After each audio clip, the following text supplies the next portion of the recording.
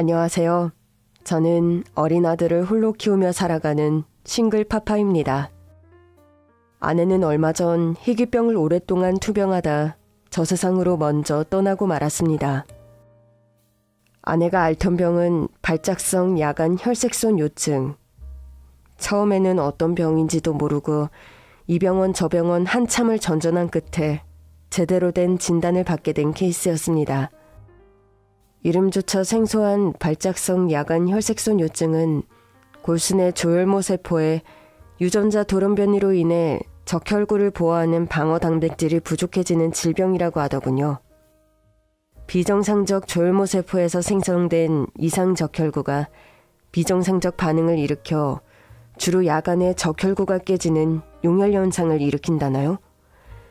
처음에 아내는 이런 병에 걸린 줄도 모르고 그저 출산 후에 몸조리를 제대로 못해서 온 만성 피로와 빈혈 정도로 치부했었습니다. 그러나 툭 하면 어지러움을 호소하고 콜라색 소변을 보는 아내를 보자 이상한 예감이 들더군요. 여보, 꿈자리도 너무 흉흉하고 자기 정밀검진 좀 제대로 받아보는 게 좋겠다. 아내는 돈이 아깝다면서 처음엔 극구 만류하다가 결국 제 고집과 설득으로 대학병원에서 정밀검진을 받았고 인구 100만 명당 10에서 15명꼴로 발생하는 희귀질환에 걸렸다는 사실을 알게 되었던 겁니다. 처음에 아내는 병원에서 3-4시간씩 누워서 수혈을 받는 치료를 받았습니다. 그런데 수혈을 받아도 그 순간뿐이고 병에 큰 차도를 보지 못했죠. 돌아서면 또 극심한 어지럼증을 호소하며 괴로워하는 아내였는데 치료제를 맞으면 또 몸이 가뿐해지곤 했어요. 그런데 그 치료제 값이 저희 부부 같은 서민이 감당하기엔 천문학적인 액수였습니다. 저는 치료제 값을 아내가 알면 한사코 치료 거부를 보일 것을 알았으므로 처음엔 아내에게 비싼 병원비를 숨겼죠. 그러던 어느 날 서랍에 숨겨져 있던 진료비 영수증을 본 아내가 불같이 화를 내더군요. 여보, 이제까지 나한테 감쪽같이 병원비를 속인 거야? 아니지, 그걸 당신이 어떻게 봤어? 이리네, 버린다고 했는데 왜 그게 거기에. 이런 식으로 치료받다간 로또가 당첨돼도 거지되는 거 순식간이겠다. 당신이랑 재홍이 목숨 갉아먹는 거나 다름없잖아. 나 적당히 수요일이나 받으면서 살 수 있는 날까지 살다 갈 테니까 나한테 치료제 맞으란 소리 앞으로 할 생각 하지 마. 그게 나한테 할 소리야? 당신 없이 나 혼자 이 세상 어떻게 살아가라고. 의미 없이 살아가느니 나도 당신 따라가는 게 훨씬 나아. 내 앞에서 그런 소리 하려거든. 우리 식구 다 같이 그냥. 여보, 내가 이 세상을 떠나도 당신은 혼자 몸이 아니잖아. 우리 어린 재홍이는 무슨 죄야? 돈 없고 몸 약한 엄마 만나서 당신 재홍이 생각해서 마음 단단히 먹어야 해. 인명은 제천이라 했어. 내가 이런 병에 걸린 거 억울하고 속상하지만 우리 받아들일 건 받아들이고 포기할 건 포기하자. 응? 이미 당신 1년 정도 치료받을 돈은 마련해놨어. 그 돈 다시 토해내는 것도 의미 없으니까 우리 더도 말고 딱 1년만 치료제 맞아보자. 부탁이야. 당신한테 그 정도도 못하면 나 죄스럽고 내 자신이 싫어서 앞으로 남은 생 살아갈 자신이 없다. 재홍이 아빠, 그 큰 돈을 대체 어디서 마련한 거니? 그런 건 당신이 걱정할 필요 없어. 집은 팔면 되는 거고 월세 살면 되지 뭐가 걱정이야. 그러니까 제발 한 번만 내 부탁 들어주라. 나 못난 남편 만들지 마, 재홍이 엄마. 여보, 미안해. 내가 당신한테 이렇게 짐만 대다니. 그런 쓸데없는 소리 좀 그만하고. 당신을 만난 게 내가 세상에서 태어나서 제일 잘한 일이야. 그러니까 아무 걱정 말고 밥 잘 챙겨 먹고 치료제 잘 맞자. 응? 아내는 투병하는 내내 그렇게 저와 아들에게 미안해하면서 힘든 시간을 보냈습니다. 그런데도 아내는 1-2년이 조금 넘는 시간 동안 병마와 싸우다가 하늘나라로 떠나고 말았죠. 아내가 세상을 떠나던 마지막 순간 저에게 남겼던 말이 아직도 귓가에 생생하네요. 여보, 미안해. 당신이 그렇게 애썼는데 내가 결국 이렇게 되고 말았네. 아니야. 당신도 최선을 다했고 나도 나름 열심히 한다고 했는데 무엇보다 내가 투병하면서 돈을 너무 많이 써서 그게 마음에 걸린다. 그 돈이면 우리 재홍이 대학도 가고 장가도 보내고도 남을 돈인데. 그건 당신이 걱정 안 해도 돼. 돈이야 벌면 되는 거고. 앞으로 재홍이는 내가 알아서 잘 키울 거니까 당신은 당신 걱정만 해. 편하게 쉬어. 미안해. 해준 거 없는 아내라서. 하늘에서라도 항상 당신이랑 재홍이 내가 지켜줄 거야. 고마워. 사랑해. 나도 사랑해. 나도 당신 너무 사랑해. 저의 마지막 말에 아무 대꾸 없이 아내는 힘없이 손을 툭 떨구더군요. 마지막으로 감기는 아내의 두 눈에서 흘러내리던 눈물방울. 그렇게 흐르는 마지막 눈물을 닦아주는데 여전히 아내의 볼이 참 따뜻해서 마음이 더 아팠던 기억이 나네요. 그렇게 아내는 희귀병을 투병하다 명을 달리했고 그 후로 저는 홀로 아들을 양육하면서 살아오고 있습니다. 아내와 사별 후 저는 참 여러 가지로 힘든 시간을 보내고 있습니다. 아내와 금슬이 각별했던 저는 사무치는 그리움에 아들을 재우고 소주의 힘을 빌리지 않고서는 잠들 수 없는 밤이 너무 많았습니다. 이제는 물론 시간이 좀 지나서 그렇게 술로 제 몸을 혹사하진 않았지만 초반엔 체력적으로 힘이 들면서도 잠이 오지 않아 매일 밤 소주를 홀로 마시고 울다 잠이 드는 일이 많았죠. 아빠, 오늘 또 소주 마셔? 엄마 보고 싶어서. 아빠 많이 힘들어요? 미안하다, 재홍아. 오늘 아빠가 스트레스를 좀 많이 받아서 그래. 아빠 소주 마시는 거 싫어? 싫은 건 아닌데 아빠가 소주 마시면 나중엔 꼭 울면서 잠들잖아. 아빠 우는 게 싫어서 그래요. 엄마도 아빠가 이렇게 맨날 울면 싫을 거야. 나도 엄마 보고 싶어요. 그래도 매일 참아요. 미안하다, 재홍아. 어린 너도 이렇게 잘 참는데 아빠는 어른이 되어서 앞으로는 아빠 절대 소주 안 마실게. 엄마가 보고 싶어도 재홍이처럼 꾹 참고. 그러니까 걱정하지 마. 알았지? 아빠, 꼭 나하고 약속해. 엄마가 많이 보고 싶으면 제가 꽉 안아드릴게요. 고맙다, 재홍아. 아빠 한번 안아줄래? 저는 어린 아들이 그렇게 걱정하는 소리를 듣고 완전히 소주를 마시는 일을 끊게 되었죠. 그런데 아내가 투병하며 남긴 빚이 솔직히 어마어마했습니다. 돈이 있는 사람들 기준에선 그렇지 않을 수 있었겠지만 원체 가진 것이 없는 저였고 그런 상황에서 무리하게 집을 팔고 대출을 받아도 감당이 안 되어서 사채까지 쓰며 치료제 비용을 충당했던 바람에 아내 장례식을 치르고 나서 저와 아들은 반지하 원룸으로 이사를 해야 할 지경에 이르렀죠. 아내가 1년 넘게 투병하며 들어간 비용이 거의 5억 원을 넘는 바람에 저는 당장 목돈을 마련하느라고 사채를 썼는데 그 이자가 하루하루 눈덩이처럼 불어났고 열심히 일을 해서 갚아도 원금은 줄지 않고 늘 제자리인 겁니다. 그리고 시도 때도 없이 찾아와서 빚을 독촉하는 사채업자들 때문에 노이로제에 걸릴 지경이었죠. 야, 이 양반아, 애초에 빚을 갚을 능력이 없으면 돈을 꾸어 쓰지 말아야지.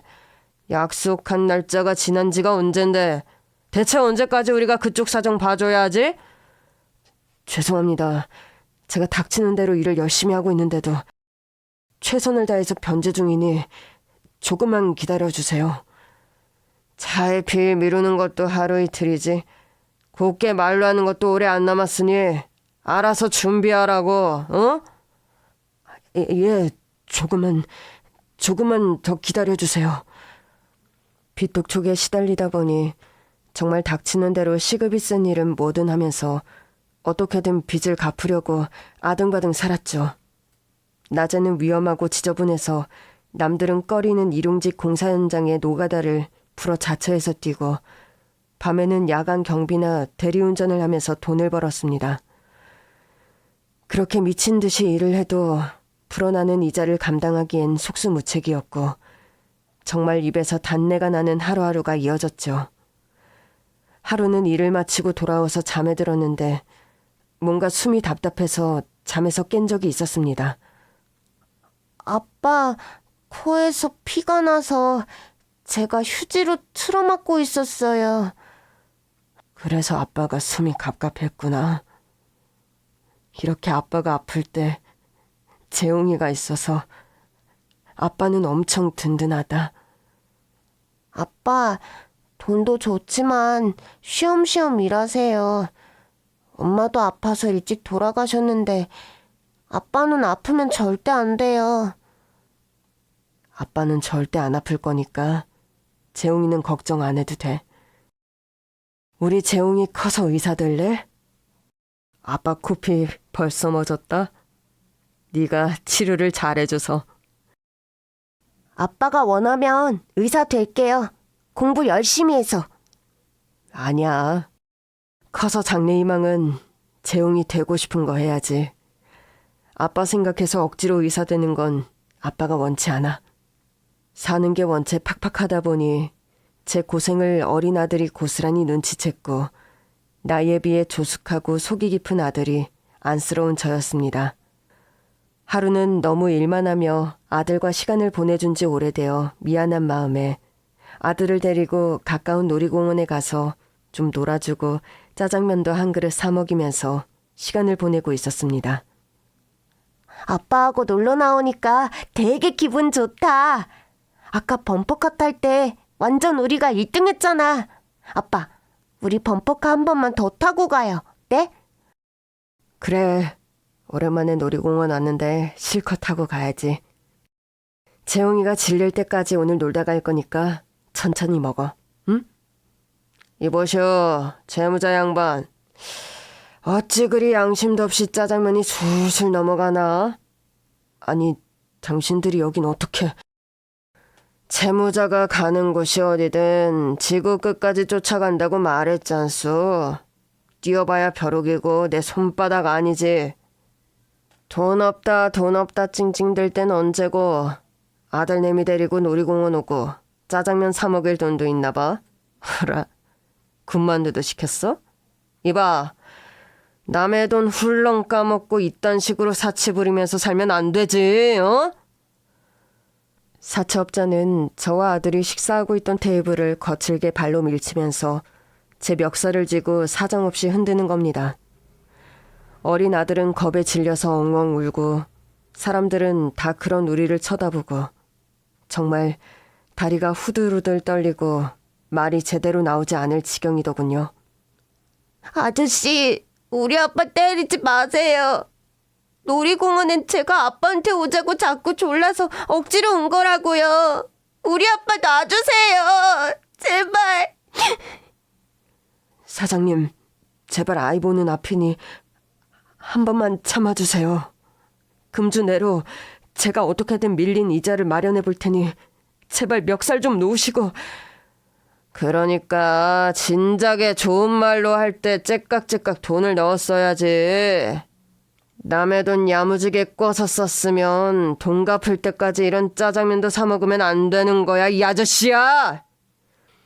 그러면서 제 따귀를 약 올리듯 때리는데 정말 모멸감에 눈물이 줄줄 흐르더군요. 다른 사람도 아니고 아들 앞에서 그런 험한 꼴을 당하니 이성을 차릴 수가 없고 온몸이 떨리는 겁니다. 돈 갚겠습니다. 제발 그만해주세요. 부탁입니다. 그 손 당장 놓지 못해? 앙칼진 여자의 고함 소리가 들렸고 소리가 나는 쪽으로 고개를 돌렸을 때 저와 아이는 너무 깜짝 놀라서 기함할 뻔했습니다. 희귀병을 투병하다 저 세상으로 떠난 아내. 그 아내가 트렌치코트 차림에 살았을적 좋아하던 헤어스타일인 반묶음 머리를 하고 저희를 향해 뚜벅뚜벅 걸어오고 있었으니까요. 죽은 사람이 살아 돌아올 리도 만무한데 이게 대체 어떻게 된 일일까? 영문을 알 수 없어 놀란 가슴을 채 진정시키기도 전에 돈 더블로 갚아주는 대신 콩밥 먹을 각오해. 아내는 거침없이 우리 쪽으로 걸어오더니 세상에 그 험악한 사채업자의 싸다기를 인정사정 없이 갈기는 겁니다. 찰싹찰싹찰싹. 세대 가까이 따귀를 때리고 표독스런 얼굴로 사채업자를 노려보는 아내였습니다. 정확히 당신이 우리 형부 따귀를 6대 가까이 때리는 걸 봤어. 난 너보다 2배 강도로 갈겼으니 반을 때렸다. 손해배상 청구하고 싶으면 해. 난 정당방위로 갈 테니까. 우리 형부 빚이 총 얼마인지 지금 당장 찍어. 계좌이체 할 거니까. 너 어떤 년인데 겁대가리 상실하고 이렇게 나대냐? 어? 너 내가 누군지나 알고 덤비냐? 어? 네가 누구냐고? 기본적인 금융법도 무시하고 악덕으로 돈 꿔주고 서민들 피 빨아먹는 무식한 사채업자?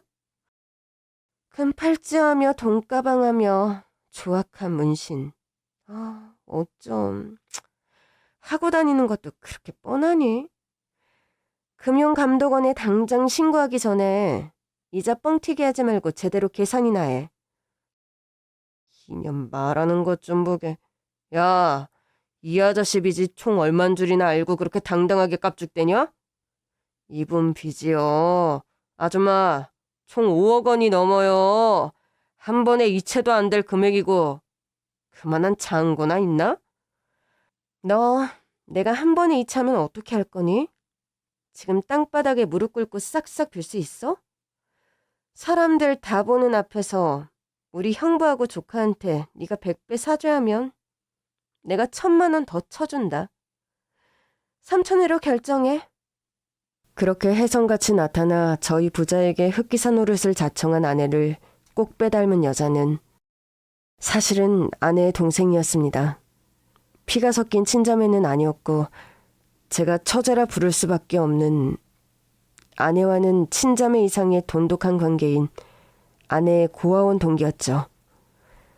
처제는 그렇게 막대먹은 사채업자를 혼쭐을 내준 뒤 정말 그 자리에서 사채업자에게 저의 밀린 빚과 이자를 한 번에 송금해주는 것이었습니다. 그리고 처제의 딜을 받아들인 사채업자는 정말 사람들이 지켜보는 앞에서 저와 아들에게 무릎을 꿇고 한참이나 사죄를 하고 손이 발이 되게 빌다가 뒷공문이 빼듯 출행랑을 쳤고요. 저는 이 모든 상황이 꿈이 아닌가 싶을 정도로 도저히 믿기지가 않더군요. 나는 화연 처제를 하도 오랜만에 봐서 우리 아내로 착각을 했네요. 아내하고 처제가 원체 닮은 꼴 외모인데다 오늘 하고 온 머리 스타일도 하필 아내가 생전에 자주 하던 스타일이라 정말 죽은 아내가 살아 돌아오기라도 한 줄 알고. 저도 정말 엄마인 줄 알았어요. 아까는 선글라스까지 끼고 계셔서 진짜 엄마인 줄 알았는데. 근데 엄마를 꼭 닮은 아줌마는 대체 누구세요? 안녕? 너 이름이 재홍이지? 네가 아기였을 적에 아줌마는 너를 본 적이 있단다. 아줌마는 네 엄마가 살아생전 친자매처럼 지내던 가까운 동생이야. 재홍이 엄마는 아줌마에게 생명의 은인이나 진배 없는 분이었고 아줌마가 그간 사는 게 바빠서 이제야 재홍이를 보러 왔네. 미안하다. 그렇게 눈물을 글썽거리면서 저희 아들을 꼭 끌어안는 처제였습니다. 처제, 내가 누구 도움을 마다할 만큼 지금 여유로운 형편이 절대 아니지만 그래도 그 큰 돈을 그렇게 순식간에 도움을 주다니. 뭐라고 고맙다고 표현을 해야 할지 모르겠네. 적은 돈이 아닌데 그렇게 한 큐 해결해줘서 고맙긴 한데, 처제 알겠지만 나는 지금 당장 그 돈을 상환할 능력이 없어. 당연히 처제에게 갚겠지만 오랜 시간이 걸려야 상환이 가능할 텐데 정말 괜찮겠어?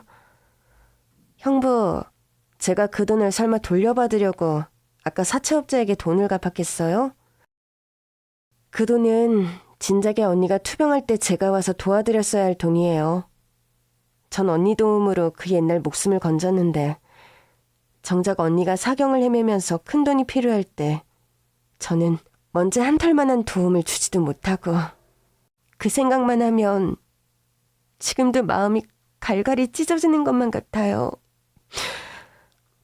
처제는 그렇게 한참을 오열하더니 그간의 사정을 저에게 털어놓았습니다.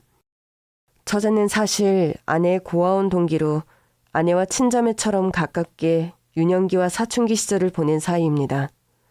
아내나 처제나 갓난아기 일때 고아원에 버려졌고 어려서부터 둘은 죽이 잘 맞아서 외롭고 고단한 고아원 생활을 하면서 서로에게 큰 의지가 되었다고 합니다. 저희 아내가 원체 살갑고 속정이 깊은 사람입니다. 형제자매가 있었더라면 아마 착하고 책임감 강한 맏딸이지 않았을까 싶을 정도로 평소 품성이 참 바르고 배려심이 깊은 여자였죠.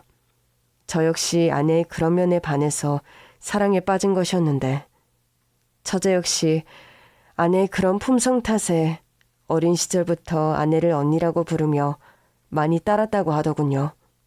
언니는 어려서부터 맛있는 거, 예쁜 것이 있으면 항상 저에게 양보해줬어요. 같이 고아원에서 사는 처지에 그런 걸 접할 기회가 많은 것도 아니었지만 가끔 기부금으로 들어오는 옷이나 장난감, 그런 것들도 제가 탐을 내면 언니는 고민 않고 저에게 그냥 주었죠. 맛있는 반찬도 제가 잘 먹으면 본인은 밥만 먹고 저를 줬어요. 우리 아내가 가까운 사람들한테 베풀기를 좋아하는 성미였죠. 그럴 때마다 제가 고맙다고 하면 언니는 씩 웃으면서 그렇게 말했어요. 화연아, 우리 피는 안 섞였지만 진짜 친자매처럼 평생 지내자. 내가 너를 친동생처럼 아끼고 네가 날 친언니처럼 따르면 그게 자매지. 뭐 자매가 별다를 거 있니? 우리 사람들이 다 부러워하는 그런 살가운 자매로 살자, 응? 처제는 어린 마음에도 아내의 그런 말이나 마음씀이 참 위로가 되고 좋았다고 합니다. 부모님 사랑을 모르고 자랐지만 아내가 있어서 엄마의 정, 언니의 정, 그런 것에 따로 결핍을 느끼지 않고 따뜻한 유년기와 사춘기 시절을 보냈다는 처제였죠. 아내와 처제는 어린 시절부터 신기하게 외모도 거의 쌍둥이처럼 흡사해서 그런 인사치레를 많이 들었다고 합니다. 아, 하연이랑 수미는 어떻게 피가 섞인 자매도 아닌데 이렇게 외모가 닮은 꼴일까? 너희가 하도 알콩달콩 서로 좋아서 사이좋게 지내니까 외모도 닮아가나? 암튼 신기한 녀석들이야. 그렇게 각별했던 처제와 아내는 고아원을 퇴소해서도 함께 생활했다고 하네요.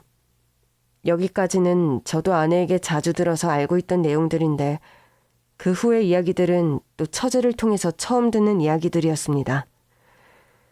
아내와 처제는 고아원을 나와서 독립생활을 하면서 고생을 많이 했다고 합니다. 그럴 수밖에 없는 것이 고아원을 나오며 받는 정착금이란 것은 형편없이 작은 금액이고 나이도 갓 성년을 넘긴 어린 아가씨 2명이 사회에서 할 수 있는 일이란 것이 뻔한 것이 아니겠습니까? 그런데도 생활력이 강하고 억척스러웠던 아내는 고아원 퇴소와 동시에 전화상담원으로 취직을 하고 야간에는 또 편의점 아르바이트를 닥치는 대로 하면서 처제가 대학을 갈 수 있도록 뒷바라지를 해주었다고 합니다. 언니, 아무리 그래도 언니가 벌어오는 돈으로 내가 공부해서 대학 가는 건 너무 마음에 걸리는 일이야. 내가 취직해서 나중에 갚는다 해도 언니도 공부해서 대학 가야지. 그 돈을 왜 나를 위해 써? 화연아, 난 어차피 공부머리가 없어. 공부 쪽으로 나갈 것도 아니고 가방끈 길어야 취직 가능한 회사를 다니고 싶은 것도 아닌데 뭐하러 쓸데없는 투자를 해. 그런데 너는 옛날부터 성공한 커리어 우먼이 꿈이었잖아. 그러려면 여자도 대학을 가야 돼. 네가 좋은데 취직하면 연봉도 빵빵할 텐데. 그때 돼서 나한테 지금 진 빚 다 갚으면 될 거 아니야. 언니, 정말 고마워. 난 부모 덕은 하나도 없는데 언니 덕은 타고난 것 같아. 나 나중에 성공해서 언니한테 받은 은혜 다 2배, 3배로 갚을 거야. 그런 말 하지 말고 너나 잘 살면 돼. 화연아, 말했잖아. 나는 네 언니로, 너는 내 동생으로 평생 살기로 한 거.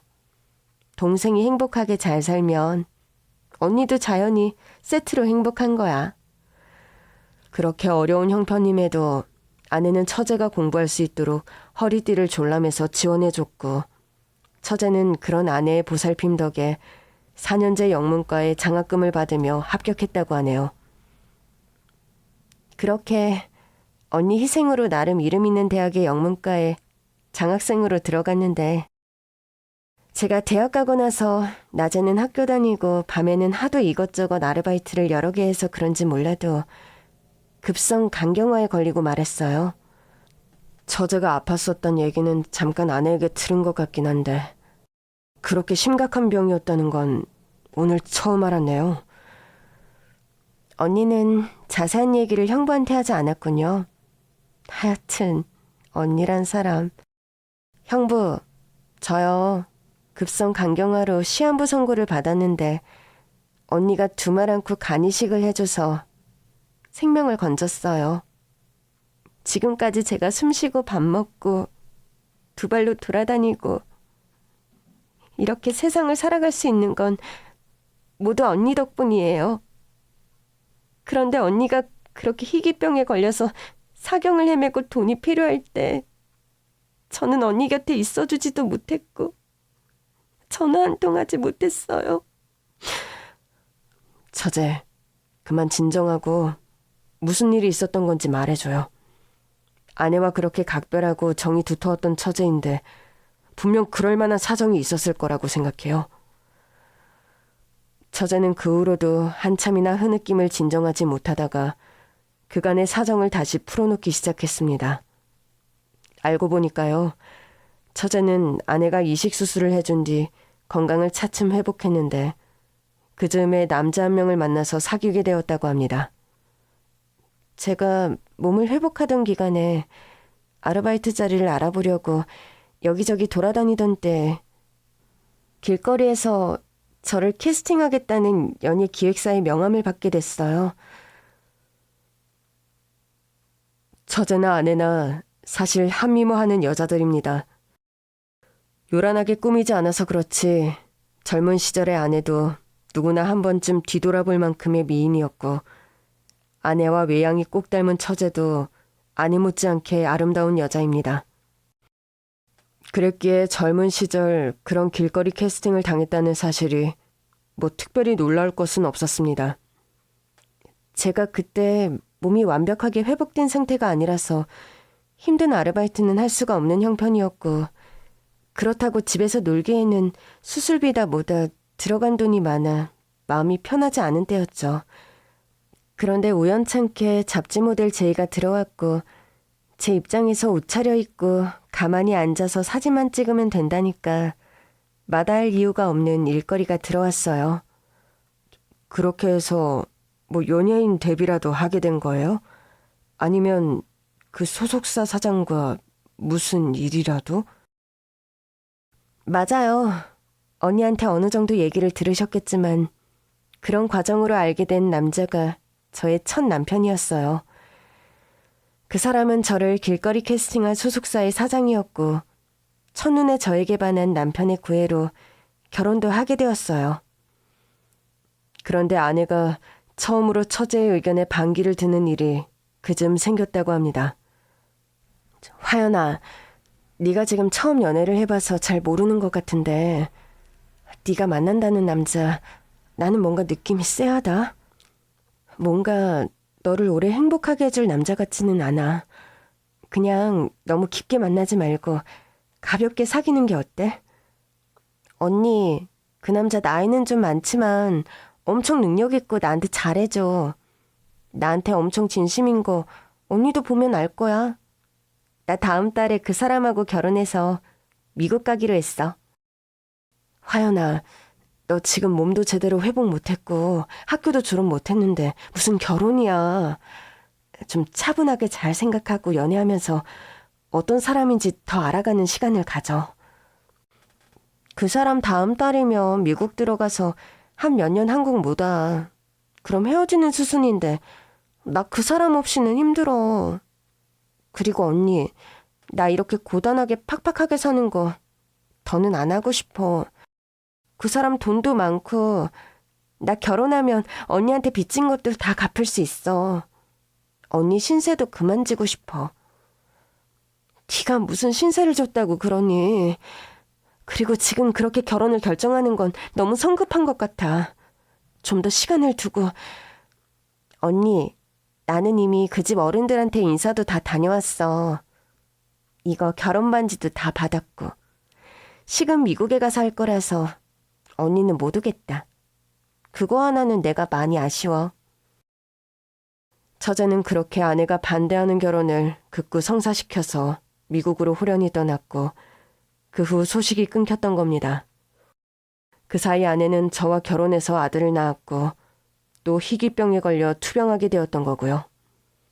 처제가 결혼한 남자는 엔터테인먼트 사업을 운영하는 사람이었는데 사실 알고 보니 처제와 결혼할 당시부터 사업이 거의 쫄딱 망한 상태였다고 합니다.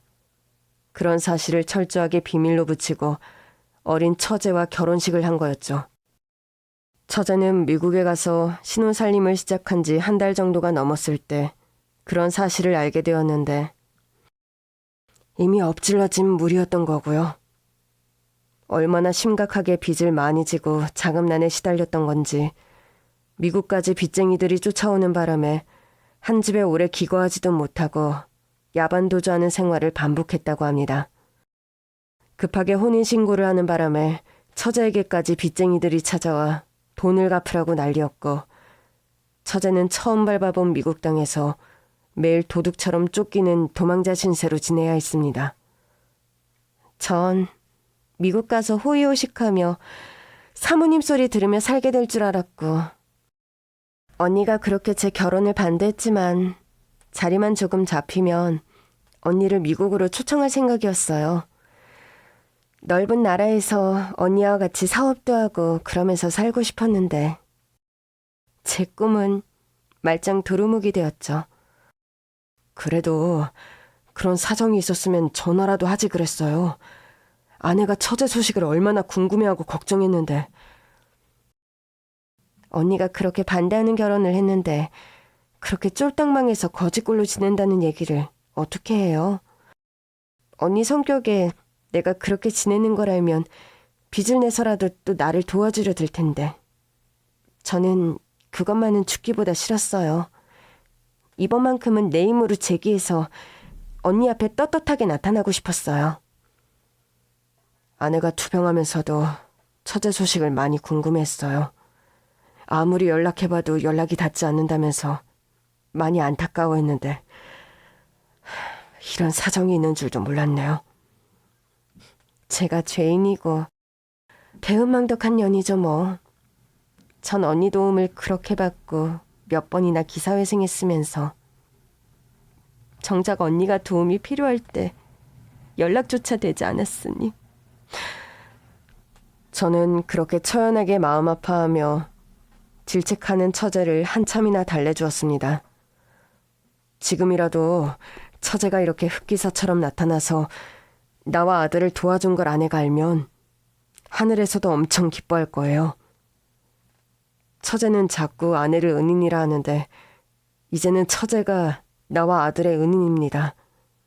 빚쟁이로 전락해서 거의 파산 직전이었는데 처제 덕분에 제가 재기의 기회를 얻었어요.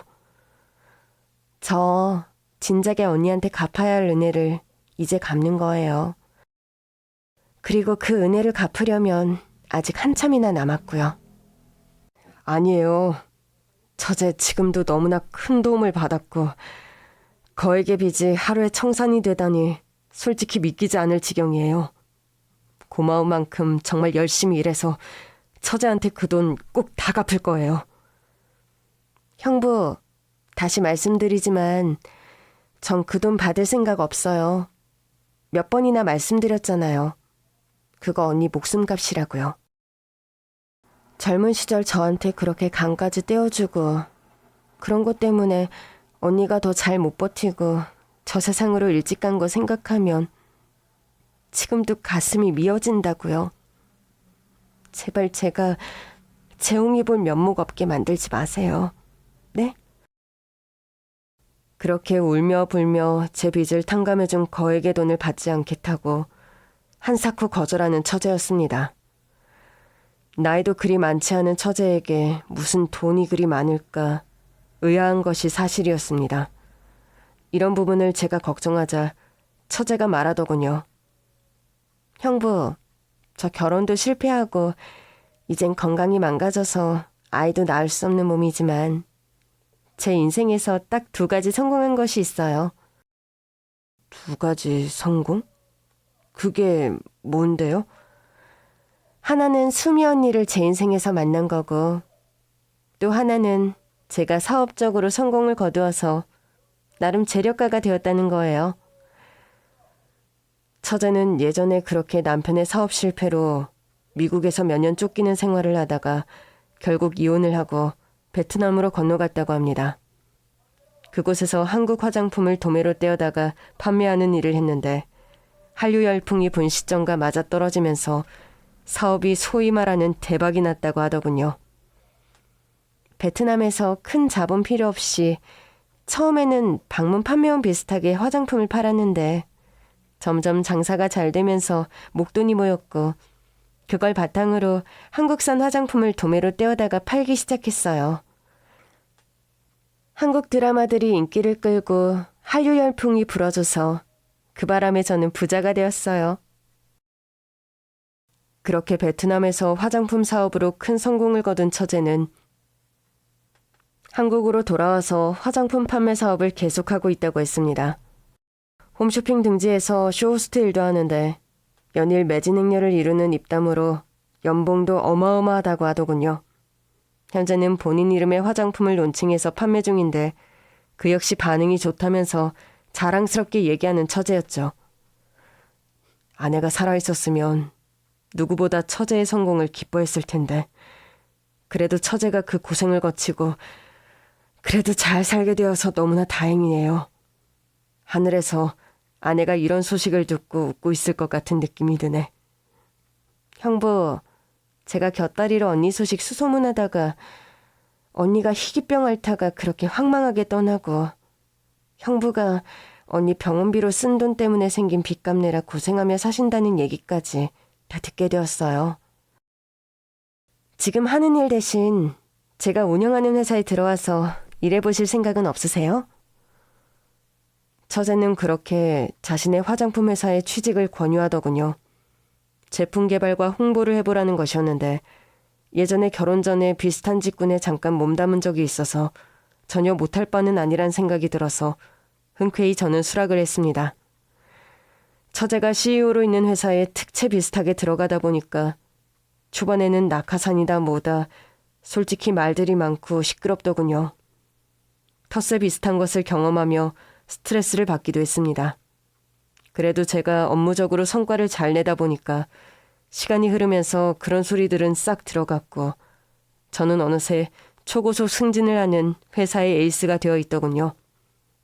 형부, 솔직히 처음 형부께 일을 맡길 때만 해도 긴가 걱정되는 부분들이 있었는데 이렇게 프로페셔널하게 일을 잘해주셔서 제가 너무 뿌듯하고 감사하네요. 내가 할 소리를 사장님이 하시면 안 되죠. 제가 늦은 나이에 적성에도 잘 맞고 연봉도 높은 직업을 가지게 되어서 너무 다행이죠. 재홍이도 아빠가 회사원이라고 얼마나 좋아하고 자랑을 하는지. 형부가 그렇게 환하게 웃는 거 보니까 이제 제가 좀 마음이 놓이네요. 언니하고 부부금슬이 각별했던 거 아는데 형부 처음 뵀을 땐 진짜 솔직히 사람이 산송장처럼 너무 힘들어 보였어요. 그런데 요샌 그렇게 환하게 웃는 얼굴 보면 제가 언니한테 빚을 조금이나마 갚은 것 같아서 마음이 한결 놓여요. 제 입장에서 정말 천문학적인 액수의 빚을 탕감해주고 일자리까지 주선해준 처제인데 처제야말로 우리 가족에게 귀인이에요. 처제는 정말 넘치도록 우리에게 갚았으니 마음의 빚이니 뭐니 앞으로는 그런 말 안 했으면 좋겠어요. 그런데 어쩌죠? 저는 아직 한참이나 남았는데요. 그렇게 농담 비슷하게 말하며 호탕하게 웃는 처제였습니다. 제가 제품 개발팀에 일하면서 개발한 신제품 하나가 동남아 지역에서 히트를 치는 쾌거를 이루게 되었는데 이를 계기로 저는 다시 회사에서 승진을 하게 되었습니다. 그리고 포상이라면서 처제는 저와 아들에게 최고급 주상복합 아파트를 선물해 주었습니다. 처음엔 너무 거한 포상이라고 거절했지만 처제는 고집이 셌고 선물하겠다는 의지가 너무 확고해서 저는 감사하게 받기로 했습니다. 아무래도 너무 거한 선물인 것 같아 한사코 거절하는 저에게 형부, 이거 제가 언니에 대한 고마움뿐 아니라 형부의 업무 성과에 대한 정당한 보상이기도 해요. 형부가 개발한 립스틱과 틴트가 지금도 동남아 전역에서 불티나게 팔려나가고 있어요. 앞으로 이런 히트 상품 더 많이 개발해달란 뇌물이니까 일적으로 부담만 좀 가져주시면 돼요. 아내가 투병하면서 어렵게 마련한 자가를 처분했었고 아들아이와 저는 조그만 빌라의 투룸에서 생활하고 있었는데 갑자기 드라마에서나 보았던 쾌적하고 널찍한 아파트에서 생활하게 되니 참 감회가 남다르더군요.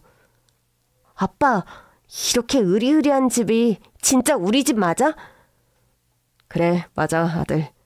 전셋집도 아니고 월세도 아니고 평생 아들하고 아빠가 같이 살 진짜 우리 집. 우와, 진짜 신난다. 거실이 운동장만 하고 내 방도 대딱 커.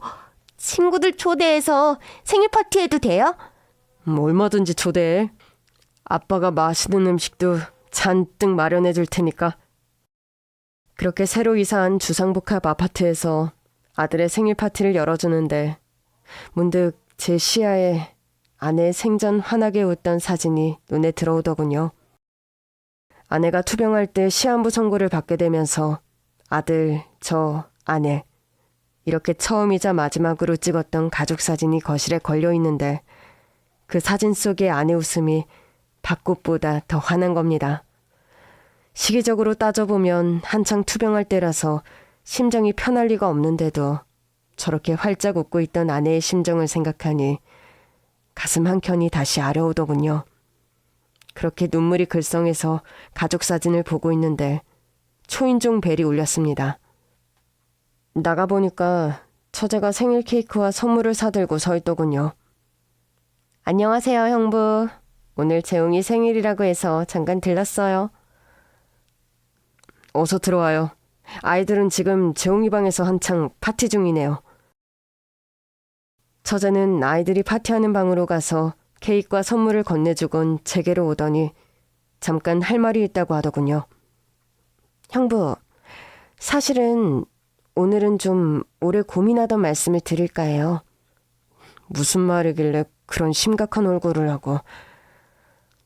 다름이 아니라 제가 간경화를 앓으면서 이식수술까지 받고 수면이 도움으로 기적적으로 목숨은 건졌지만 후에도 고생도 많이 하고 그러다 보니 건강이 많이 상했어요. 해서 저 아기를 낳을 수 없는 몸이에요. 일전에 처제에게 한번 들었던 얘기 같기는 한데 너무 상심하지 말고 그래도 병원을 더 다녀보는 게 어때요?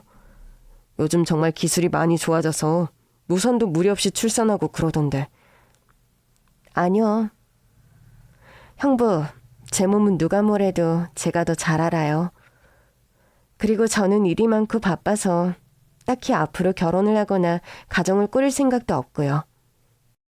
그래서 말인데 처제는 제 눈치를 보면서 한참이나 뜸을 들이더니 그런 말을 하더군요. 제 아들 재웅이를 자신의 양자로 삼고 싶다고요. 그렇다고 뭐 재웅이를 자기 집에 데려가서 본인이 양육하고 같이 살겠다 그런 말은 아니고 서양의 대부? 뭐 대모 같은 개념처럼 필요할 때마다 재웅이의 엄마 역할을 열심히 하면서 재웅이가 살아가는데 물심양면의 지원을 해주고 싶다는 겁니다. 처제는 우리 부자한테 충분히 차고도 넘치게 베풀었는데 여기서 뭔가를 앞으로 더 베풀겠다는 건 처제 정말인지 한도 초과해요. 형부가 그런 말씀 또 하실 줄 알고 제가 고민 많이 했던 거예요. 저 정말 엄마가 되고 싶지만 엄마가 될 수 없어요, 이제. 그리고 수미 언니에게 동생 노릇도 살뜰하게 하고 싶은데 할 수 없어요, 이제. 아니, 내 말은 그런 게 아니라 이렇게 아무것도 할 수 없는 상태로 살려니까 마음이 자꾸 허전하고 사무쳐요. 사람이 그렇게 살면 불행하잖아요. 아닌가요? 무슨 말인지는 잘 알겠어요. 그런데 재용이에게 부담 주지 않는 선에서 천천히 친해질게요. 아빠로서 형부의 영역을 침범할 생각도 진짜 1도 없어요. 재용이에게 엄마 역할이 필요할 때 언제나 제가 1번으로 도와주고 싶다는 거고 재용이 공부하고 미래를 위해 준비하는 데 드는 여러 가지 것들을 제가 도와주고 싶다는 거예요.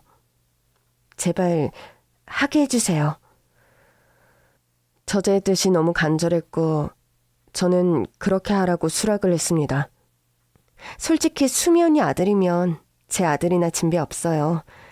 재용이한테 정말 좋은 엄마가 될 자신 있어요, 저. 어려운 결정이셨을 건데 그래도 허락해 주셔서 감사해요, 형부.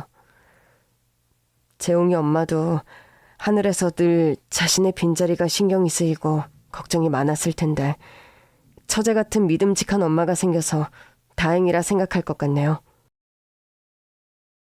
처제는 그렇게 저희 아들을 양자로 삼았고 평소에도 재용이를 친자식처럼 아껴주던 처제인데 훨씬 더 살뜰하게 아들아이를 신경 쓰는 것이 느껴지더군요. 저희 아들이 공부머리가 있고 욕심도 많은 편인데 처제의 지원으로 최근에는 영재들만 들어간다는 사립학교에 당당하게 합격도 했습니다. 이제 겨우 중학생이긴 하지만 미래에 대한 계획이나 꿈 같은 것들이 확고한 아들을 보면 참 대견스럽고 어깨가 으쓱한 기분이 드는 것이 사실이죠. 입시에서 아들이 좋은 결과를 내게 된 데에는 솔직히 처제의 공이 컸습니다.